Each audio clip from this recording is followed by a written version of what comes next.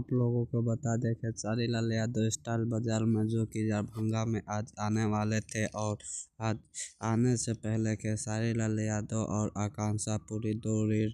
अपने Insta ID पर upload की। एक ये वाला रील है जो आप लोग देख सकते हैं, फ्लाइट में आते समय जो बनाया खेसारी लाल यादव और आकांक्षा पूरी, जो स्टाइल बाजार के ब्रांच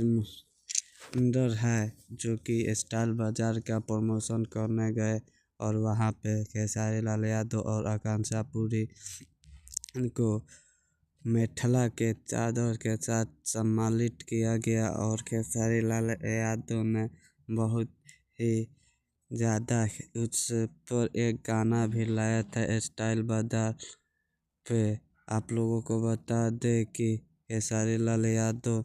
और आकांक्षा पूरी जी स्टाइल बाजार में गए और बहुत क्रिएटर के साथ भी मिले, जो कि हमसे भी मिले।